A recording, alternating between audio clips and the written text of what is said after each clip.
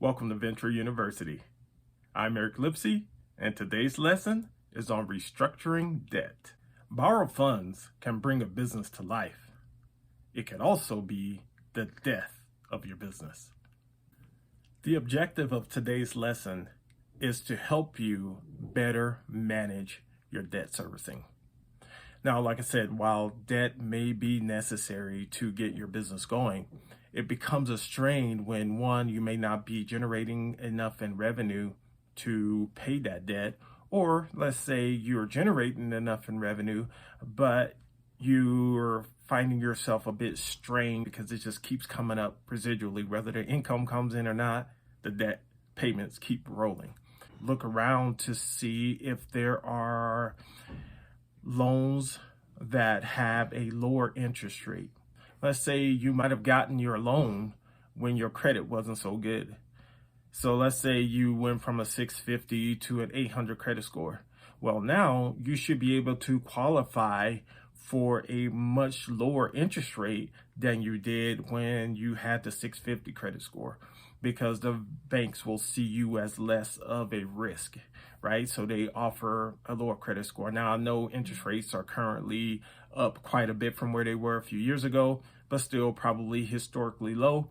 But the thing is finding a way to maybe refinance that debt to get a lower payment. If you get a lower interest rate, you can often obtain a lower payment. Now, with the lower interest rate, sometimes it may not be worth it if you're being charged a bunch of processing fees and things like that to process the new loan. Some banks charge fees and things like that. Oftentimes, these are the less reputable institutions that are available to small business owners that tend to charge a few $100s sometimes. And then there's things where they may offer you a little bit higher interest rate than you qualify for just because they get bonuses for doing so. So that's something to look out for there when looking to restructure your debt. One of the other things I wanted to talk about is the credit cards, right? So if you had a variable rate on your credit card, you're basically now paying, because of the interest rate increases, you're now paying more on that same debt. So let's say you owed $2,000 on a credit card and you were paying 15%. If you have a variable rate credit card, they could move your interest all the way up. So look to see what banks may offer the lower interest rates. And instead of doing a variable rate credit card, get yourself in a more of a fixed rate type credit card where you don't have to worry about those changes in interest rates. Now, with that said, even if you have a fixed rate credit card, they can charge you more on new debt. They can't charge you more on existing debt. But for the new debt, they can charge you a higher interest rate. Like, say you might be paying 15% on the first $2,000 that you charged on a card, but the next 1,000 to whenever, they can now start charging you 29%. So they are allowed to raise your rate on those fixed rate credit cards because they're not exactly fixed. They're fixed at the time that you accumulated the debt. So just know that those can change. They can change your interest rate over time. And some will have if you miss a payment, but some will do it even if you don't miss a payment. So be aware of that and be cognizant of it.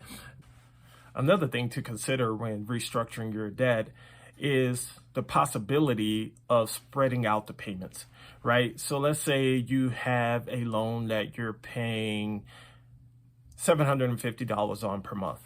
Now, you may have a term of 2 years left on that loan. One of the things you can do is extend that loan. So maybe, let's say we push it out 5 years to where you're only paying now $300 a month. What that does is it gives you extra cash of $450 per month to apply towards other things. Now, that said, here's the catch on that. If you're paying less right now, you might actually be paying more in the long run. So the life cycle of that loan will actually cost you more by extending it to 5 years as opposed to just paying it off in those 2 years. So it really depends on what your situation is. If you're in a situation where you can benefit more from that $450 today, it might be worth extending out that loan. But if you see where the life cycle of that loan is going to cost you thousands of dollars more because you extended it out, then it might be worth it to just deal with that for the next 24 months and get that loan paid off entirely, as opposed to extending out those payments. So that is just another thing to think about. Another thing is people often refinance their home to pay off debt. I highly recommend that you not do that, simply because if something happens, life just has its way. Murphy has his way of just coming in and just making things just chaotic, right?